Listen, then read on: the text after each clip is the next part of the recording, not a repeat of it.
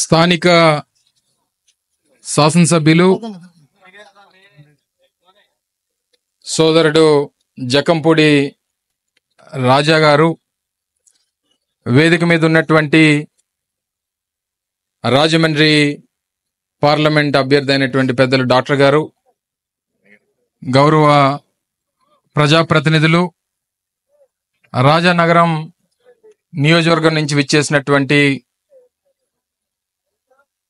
గౌరవ పార్టీ నాయకులకు, ఈ ప్రాంత ప్రజానీకానికి, పాత్రికేయ మీడియా సోదరులు అందరికి కూడా హృదయపూర్వకంగా నమస్కారాలు తెలియజేసుకుంటా ఉన్నా. ముందుగా వైఎస్ఆర్ కాంగ్రెస్ పార్టీ 13 సంవత్సరాలు చాలా వ్యత్యాసం ఉంది. విభిన్నమైనటువంటి పరిస్థితుల్లో ఏర్పాటైనటువంటి వైఎస్ఆర్ కాంగ్రెస్ పార్టీ అతి తక్కువ కాలంలోనే, పార్టీ ఏర్పాటు చేసినటువంటి 8 సంవత్సరాల్లోనే రాష్ట్రంలో అధికారంలోకి వచ్చి, స్వతంత్రం వచ్చిన తర్వాత ఏ రాజకీయ పార్టీకి రానటువంటి గొప్ప మెజారిటీని రాష్ట్ర ప్రజలు జగన్మోహన్ రెడ్డి గారికి ఇచ్చి 151 సీట్లతో మనం అధికారంలోకి రావడానికి రాష్ట్ర ప్రజలందరూ కూడా కారణమై, జగన్మోహన్ రెడ్డి గారి నాయకత్వం మీద నమ్మకం పెట్టుకొని ఈరోజు రాష్ట్రంలో లక్షలాది మంది వైఎస్ఆర్ కాంగ్రెస్ పార్టీ కార్యకర్తలకు భవిష్యత్తు ఇచ్చినటువంటి వైఎస్ఆర్ కాంగ్రెస్ పార్టీకి ఎప్పుడు కూడా వేదిక మీద ఉన్నటువంటి పార్టీ నాయకులు కానీ, ప్రజాప్రతినిధులు కానీ, కార్యకర్తలు కానీ ఎప్పుడు కూడా రుణపడి ఉండాలని చెప్పి సందర్భంగా మీ అందరికీ తెలియజేస్తా ఉన్నా. అది ఇదే సందర్భంలో ప్రతిష్టాత్మకమైనటువంటి ఒక ఇండస్ట్రియల్ పార్క్ని రాజానగరం నియోజకవర్గంలో దాదాపు 100 ఎకరాల పైచిలుకు భూమిలో దాదాపు 350 పైచిలుకు యూనిట్లతో ఇక్కడ ఒక ఇండస్ట్రియల్ పార్క్ని ఏర్పాటు చేయాలని చెప్పి మొదటి నుంచి రాజా కూడా పట్టుబట్టి, నేషనల్ హైవేకి ఆనుకొని ఉన్నటువంటి నియోజకవర్గం నాది. రాజమండ్రికి దగ్గరగా ఉండేటువంటి నియోజకవర్గం, ముఖ్యంగా నేషనల్ హైవేకి దగ్గరగా ఉంది. కాకినాడ పోర్టుకు కూడా ఉన్నటువంటి వాటిలో మన నియోజకవర్గం దగ్గరగా ఉంటుంది.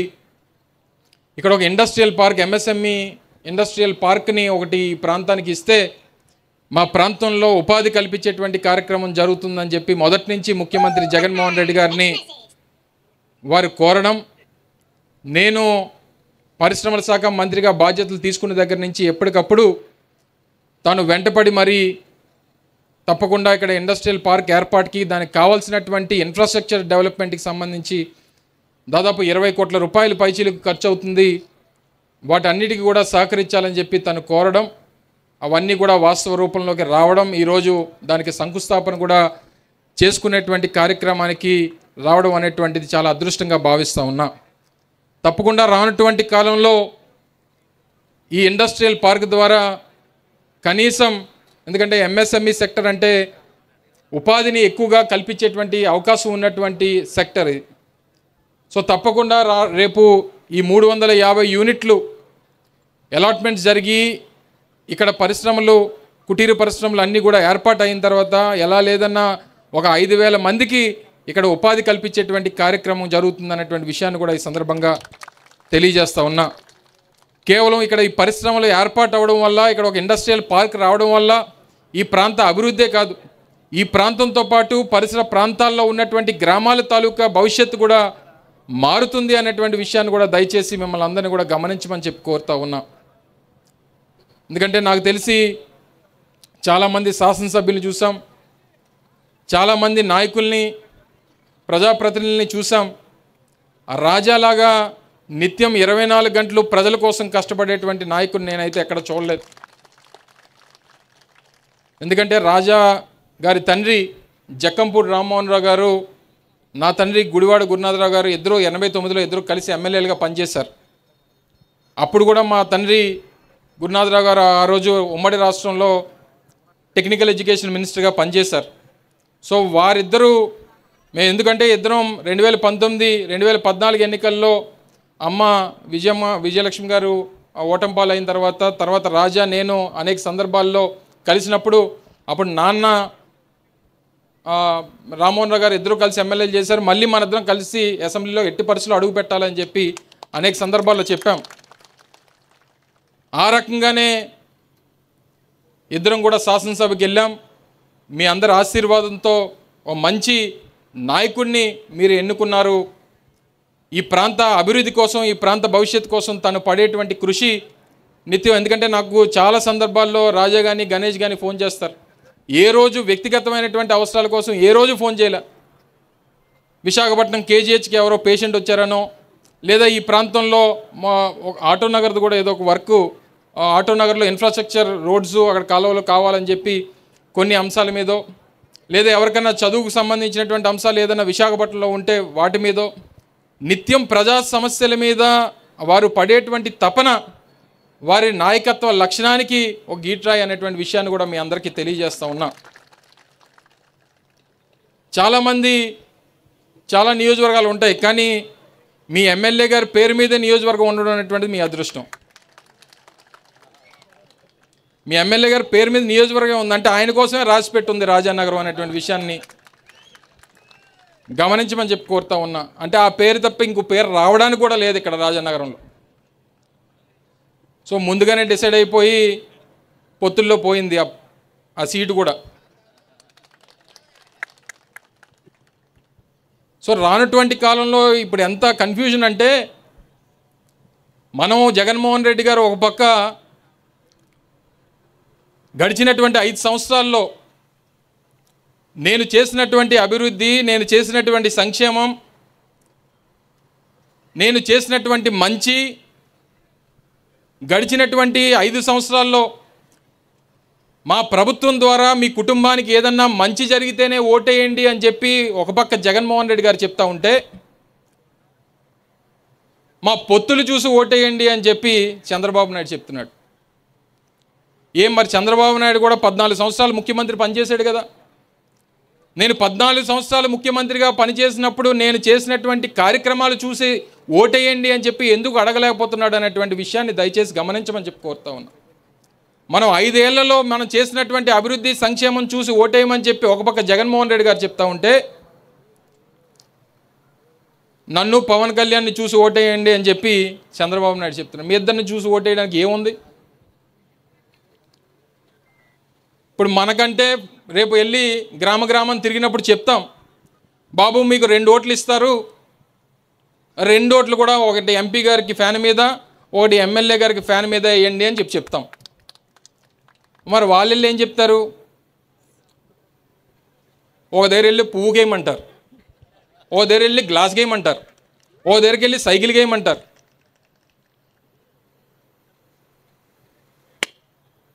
పువ్వు వచ్చేసింది, ఒక పక్క చెయ్యి కూడా వచ్చేసింది. పువ్వు ముందుంది, చెయ్యి వెనకుంది.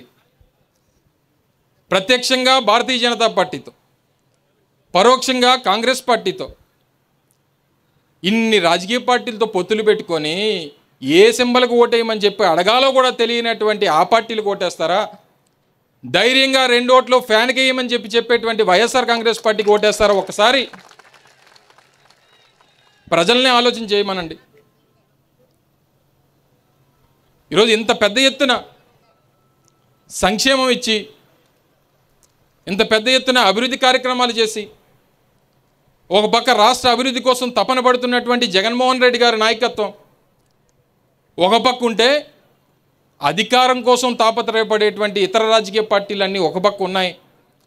రాష్ట్రంలో పేదవాడి కోసం ఆలోచించేటువంటి జగన్మోహన్ రెడ్డి గారు ఒక పక్క, రాష్ట్రంలో పదవుల కోసం ఆలోచించేటువంటి మిగిలినటువంటి రాజకీయ పార్టీలు ఒక పక్క, ప్రజల కోసం ఆలోచించేటువంటి పార్టీకి ఓటేస్తారా, అధికారం కోసం ఆలోచించేటువంటి పార్టీకి ఓటేస్తారా? ఒకసారి గమనించాలని చెప్పి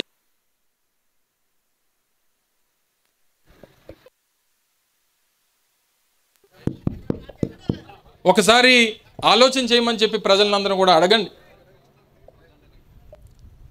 ఈరోజు ఇంత పెద్ద ఎత్తున ప్రభుత్వ కార్యక్రమాలు, సంక్షేమ కార్యక్రమాలు, 2,77,000 కోట్ల రూపాయల సంక్షేమాన్ని రాష్ట్రంలో పేదవాడికి అందించి, ఈ 2,77,000 కోట్ల రూపాయల్లో ఏ ఒక్క రూపాయన్నా అవినీతి చేశామని చెప్పి నిరూపించమని చెప్పి సవాల్ చేస్తున్నటువంటి వైఎస్ఆర్ కాంగ్రెస్ పార్టీ ఒక పక్క, గతంలో 2.5 లక్షల కోట్ల అప్పులు చేసి ఆ అప్పు చేసినటువంటి డబ్బు ఏం చేశాడో తెలియనటువంటి తెలుగుదేశం పార్టీ ఒక పక్క, ఈరోజు ఈ రకమైనటువంటి పరిస్థితులు రాష్ట్రంలో ఉన్నాయి. మనం ఒక పక్క నవరత్నాల్ని ప్రజలకు ఇచ్చి ఏదన్నా ఒక పథకం ఇవ్వకపోతే మనం మాట నిలబెట్టుకోలేదు అనేటువంటి మాట ఎక్కడ మనల్ని ప్రజలు జగన్మోహన్ రెడ్డి గారిని అంటారో అని చెప్పి ఆలోచన చేసి కరోనా లాంటి కష్టకాలంలో కూడా పేదవాడికి సంక్షేమాన్ని అందించాం. అమ్మఒడి ఇచ్చాం, చేయూతి ఇచ్చాం, ఆసరా ఇచ్చాం, రైతు భరోసా ఇచ్చాం. అన్ని పథకాలు అమలు చేస్తే ఏమన్నాడు చంద్రబాబు నాయుడు మనల్ని? ప్రజలకు అలా ఉత్తినే డబ్బు ఇచ్చేస్తారా? అలా డబ్బు ఇచ్చిస్తే రాష్ట్రం శ్రీలంక అయిపోదా అని అన్నాడు. ఇప్పుడు ఆయన తెచ్చినటువంటి పథకాలు, ఆయన ఇప్పుడు తెచ్చినటువంటి పథకాలు ఏంటేంటి? నీ ఇంట్లో ఎంతమంది పిల్లలు ఉంటే అంతమందికి 15,000 ఇచ్చేస్తానంటుంది. 2 పిల్లలు కాదు, ఇంకో పిల్లలు కనియండి, ఇంకా పిల్లలు కనియండి, 3 పిల్లలు ఉంటే 45,000 ఇచ్చేస్తానంటుంది అమ్మఒడి. ఇంట్లో ఎంతమంది ఆడవాళ్ళు ఉంటే అంతమందికి నెల 1,500 ఇచ్చేస్తానంటుంది. మీ ఇంట్లో ఎన్ని వంటగదులు ఉంటే అన్ని సిలిండర్లు ఇచ్చేస్తానంటున్నాడు. మనం ఇచ్చేటువంటి పథకాలన్నీ కలిపి సంవత్సరానికి 60 నుంచి 70,000 కోట్ల రూపాయలు ఖర్చు అవుతుంది మనకి. ఇప్పటి వరకు చంద్రబాబు నాయుడు చెప్పినటువంటి పథకాలు వింటే సంవత్సరానికి 1,50,000 కోట్లు అవుద్ది. మరి మనం 60,000 కోట్లు ఇచ్చిస్తున్నప్పుడు మన రాష్ట్రం శ్రీలంక అయిపోతే, మరి ఆయన 1,50,000 కోట్లు ఇచ్చిస్తే సింగపూర్ అయిపోద్దా? మా ఓడు ఒకడే, నేను మా అనకాపల్లిలో తిరుగుతున్నప్పుడు ఓ పెద్ద ఆయన వచ్చాడు. వచ్చి, బాబు నేను అడిగాను, ఏమండి మేము ఇన్ని పథకాలు ఇస్తున్నాం కదా, మరి చంద్రబాబు నాయుడు ఏమో అంతకంటే ఎక్కువ ఇచ్చేస్తాను అంటున్నాడు, మరి అంతకంటే ఎక్కువ ఇచ్చిస్తున్నాడు, చంద్రబాబు కోటేస్తారా జగన్మోహన్ రెడ్డి గారు కోటేస్తారా అని చెప్పి గడప గడప ప్రభుత్వంలో కార్యక్రమంలో తిరుగుతున్నప్పుడు అడిగితే అన్నాడు, బాబు ఇచ్చివాడైతే ఆలోచించి చెప్పాలి, ఇవ్వనోడు ఎంతనే చెప్పేస్తాడు బాబు, ఆడికేం పోయింది. గతంలో కూడా చెప్పాడు కదా ఏమైనా ఇచ్చాడేటి, ఇప్పుడు కూడా ఇవ్వడు, 1,50,000 రేటి 3 లక్షల కోట్లన్నా చెప్పేస్తాడని చెప్పని అన్నారు. ఇవ్వడానికి అవకాశం కూడా చంద్రబాబు నాయుడికి రాదు అనేటువంటి విషయాన్ని మీ అందరికీ ఈ సందర్భంగా తెలియజేస్తా ఉన్నా.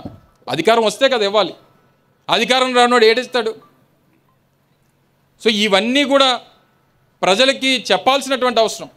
ఏదన్నా మాట చెప్తే మొన్న కూడా జగన్మోహన్ రెడ్డి గారు అద్దంకిలో జరిగినటువంటి సమావేశంలో చెప్పారు, మన మేనిఫెస్టో త్వరలోనే విడుదల కాబోతా ఉంది, ఏదైతే పేదవాడికి ప్రజలకి చేయగలమో అది మాత్రమే చెప్తాను, చెప్పిన తర్వాత తగ్గేదే లేదు అనేటువంటి మాట జగన్మోహన్ రెడ్డి గారు రాష్ట్ర ప్రజలందరూ కూడా చెప్పడం జరిగింది. దానికి కట్టుబడి ఉన్నామని చెప్పి సందర్భంగా తెలియజేస్తూ ఉన్నా. ఇన్ని రాజకీయ పార్టీలతో పొత్తులు పెట్టుకొని ఏ సీటు ఎప్పుడు ఉంటుందో తెలియదు, మనకి ఇచ్చినటువంటి సీట్లు ఉంటాయో లేవో తెలియదు. మొన్నటి వరకు 40 అన్నారు, మొన్నేమో 24 అన్నారు, రాత్రి చూస్తే 21 అన్నారు. ఆ 21లో కూడా ఎన్ని పోటీ చేస్తామో తెలియదు మనకి. ఈ 21 సీట్లలో పోనీ ఆయన అన్నీకేమైనా ఇచ్చాడా సీటు? అది లేదు. ఆయన సీటు చెప్పాడా? అది లేదు. పోనీ 3 సీట్లు 3 పార్లమెంట్లో పోటీ చేస్తానన్నారు. 3 కాదు, నేను త్యాగం చేస్తాను రాష్ట్రం కోసం, భారతీయ జనతా పార్టీకి ఇంకో సీట్ ఇచ్చేస్తాను, నాకు 2 అయితే చాలు అన్నాడు. నీకు 3 కరెక్ట్ కదా అంటే, లేదు నాకు 2 చాలు అన్నాడు.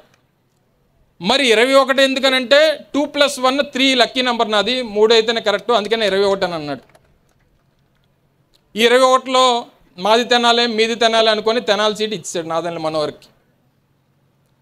మరి మీ అన్నీ ఏం పాపం చేశాడు? మొన్నటి వరకు పాప నాగేంద్ర బాబు గారు అనకాపల్లి పార్లమెంట్ పోటీ చేస్తానని చెప్పి సూట్ కేసు అన్ని సర్దుకొని అనకాపల్లి వచ్చాడు. 3 రోజులు పోయిన తర్వాత ఇది మళ్ళీ బీజేపీకి ఇచ్చేస్తున్నాం, సూట్ కేసు సర్దుకొని వెళ్ళిపోమంటే పాపం మళ్ళీ హైదరాబాద్ వెళ్ళిపోయాడు.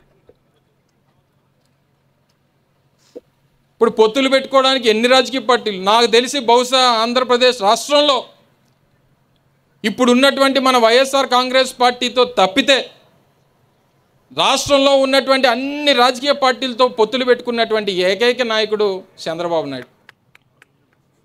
భారతీయ Janata party, Janasena, CPI, CPM, చివరికి మొన్న 2018 ఎన్నికల్లో కాంగ్రెస్తో కూడా పొత్తులు పెట్టుకున్నాడు. ఇంకేదైనా మిగిలిపోతే కేఏ పాల్ పార్టీ మిగిలిపోయింది. ఈయన పెట్టుకుంటానని ఆయన పెట్టుకోవడానికి సిద్ధంగా లేడు. ఆయనకన్నా కొంత విలువ ఉంది. ఇన్ని పార్టీలు పెట్టుకొని పోనీ పొత్తులు పెట్టుకుని పెళ్ళికొడుకు పోనీ ఏమన్నా నవయో యువకుడా 75 సంవత్సరాల వయసులో పెళ్ళికొడుకు వేషం వేసి అత్తర పూసి సెంటు రాసి పెళ్ళికొడుకు బట్టలు వేస్తే ఆయన పనిచేస్తాడా చెప్పండి? ఈ పొత్తులు పెళ్ళికొడుకు తీసుకొని వెళ్ళి ఈ పెళ్ళికొడుకు పీటల మీద కూర్చోబెడితే పెళ్లి చేసుకోవడానికి ఏమైనా సిద్ధంగా ఉంటాడా? పని జరగదు కాబట్టి ఓటేయరు.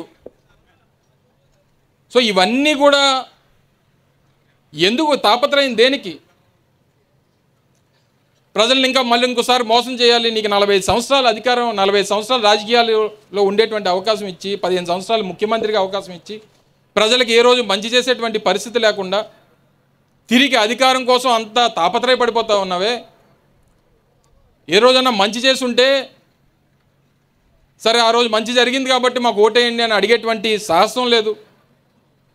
సో తప్పకుండా రానటువంటి కాలంలో కేవలం 45 రోజులు మాత్రమే, 45 రోజులు కష్టపడండి. మళ్ళీ 5 సంవత్సరాలు రాష్ట్రంలో వైఎస్ఆర్ కాంగ్రెస్ పార్టీ అధికారంలో ఉండి మళ్ళీ రాజా ద్వారా రాజానగరంకి ఏదైతే 5 సంవత్సరాలుగా అభివృద్ధి కార్యక్రమాలు చేశారో ఇప్పుడే రాజుగారు చెప్తా ఉన్నారు. జిల్లా వ్యాప్తంగా 12 వర్కులు, రోడ్ల వర్కులు ఎన్డీబీ ద్వారా వస్తే మా రాజా గారి ద్వారా 2 రోడ్లు బ్రహ్మాండంగా రాజానగరంకి ఇచ్చినటువంటి 2 ఎన్డీబీ రోడ్లు, ఇప్పుడు వచ్చినటువంటి రోడ్డు కూడా ఎన్నికల ముందే పూర్తి చేసేటువంటి కార్యక్రమం రాజా చేయబోతా ఉన్నాడు. ఏ కష్టం వచ్చినా, ఏ ఇబ్బంది వచ్చినా, ఎందుకంటే యువకులన్నా, ముఖ్యంగా జక్కంపూడి రామ్మోహన్ రావు గారి కుటుంబం అన్నా జగన్మోహన్ రెడ్డి గారికి ఎంత అభిమానం అనేటువంటిది మళ్ళీ మనం చెప్పుకోవాల్సినటువంటి అవసరం లేదు. రాజా సొంత తమ్ముడు కన్నా రాజాని చూసుకునేటువంటి బాధ్యత జగన్మోహన్ రెడ్డి గారిది. సో తప్పకుండా ఇంకా మంచి జరుగుతుందని, ఏది వచ్చినా నాకు చిన్న వెళ్తుండిపోయేది. నేను కిందటిసారి రాజా ఎలక్షన్స్ ముందు రాజానగరంలో ఒక మీటింగ్ పెట్టి నన్ను పిలిచి మీ నియోజకవర్గంలో ఉన్నటువంటి ప్రజలతో మాట్లాడేటువంటి అవకాశం కల్పించాడు. మనం వచ్చాం, గెలిచాడు రాజా. మరి మళ్ళీ మనల్ని ఒకసారి పిలిచుంటే మనం వచ్చుంటే బాగుండేది అని చెప్పి అనుకోకుండా రేపో ఎల్లుండో నోటిఫికేషన్ రాకముందే మళ్ళీ మీ నియోజకవర్గం వచ్చి మిమ్మల్ని అందరినీ కలిసేటువంటి అవకాశం కల్పించాడు. వాస్తవంగా తను ఏంటంటే ఈ రోడ్డు కూడా పూర్తి అయిపోయిన తర్వాత 2 కార్యక్రమాలు ఒకేసారి మీతో చేద్దామని చెప్పి అనుకున్నానని. రోడ్డు ఒక 10 రోజులు ఆలస్యం అవుతుంది, ముందు ఈ కార్యక్రమం చేయాలని చెప్పి తను ఆహ్వానించడం, ఈరోజు అవకాశం ఉండి మీ అందరినీ కలుసుకునేటువంటి అవకాశం రావడం. ఈ ఇండస్ట్రియల్ పార్క్కి సంబంధించి కూడా రానటువంటి కాలంలో అప్రోచ్ రోడ్ కూడా గ్రామస్తులకి ఇబ్బంది లేకుండా, గ్రామానికి ఇబ్బంది లేకుండా, ఎందుకంటే పరిశ్రమలు మొదలైన తర్వాత హెవీ వెహికల్స్, వ్యాన్స్ ఇలాంటివన్నీ వచ్చేటువంటి ఆస్కారం ఉంటుంది కాబట్టి గ్రామాలకు కూడా ఇబ్బంది లేకుండా ఒక ఆల్టర్నేట్ రోడ్ను కూడా దీనికి ఏర్పాటు చేసేటువంటి కార్యక్రమం కూడా డిపార్ట్మెంట్ నుంచి చేంజ్ ఇచ్చేటువంటి బాధ్యత ప్రభుత్వం తీసుకుంటుందని చెప్పి కూడా మీ అందరికీ ఈ సందర్భంగా తెలియజేసుకుంటూ, ఒక విద్యావంతుని కూడా పెద్దలు డాక్టర్ గారిని కూడా మీకు పార్లమెంట్ క్యాండిడేట్గా గౌరవ ముఖ్యమంత్రి గారు ప్రకటించారు. సో తప్పకుండా మంచి కాంబినేషన్లో రేపు మళ్ళీ రాజమండ్రి పార్లమెంట్ సీటు, అలాగే రాజానగరం ఎమ్మెల్యేగా రాజాని గెలిపించాల్సినటువంటి బాధ్యత మీరు అందరూ కూడా తీసుకుంటారని, రానటువంటి కాలంలో వైఎస్ఆర్ కాంగ్రెస్ పార్టీని మరింతగా ఆశీర్వదించేటువంటి బాధ్యత మీరు అందరూ తీసుకోవాలని, కనీసం 40,000 మెజార్టీకి రాజాకి ఇస్తానని చెప్పి మీరు అందరూ కూడా మాట ఇవ్వాలని, అంతకంటే తక్కువ వస్తే రాజాకి ఇప్పుడు చెప్తున్నా, రాజాకి కనీసం 40,000 రావాలి. అసలు మీరు తగ్గేదేలే అన్నట్టున్నారు. మీకు ఏదైనా లక్కీ నెంబర్ ఉంటే దాన్ని పెట్టుకోండి, 45.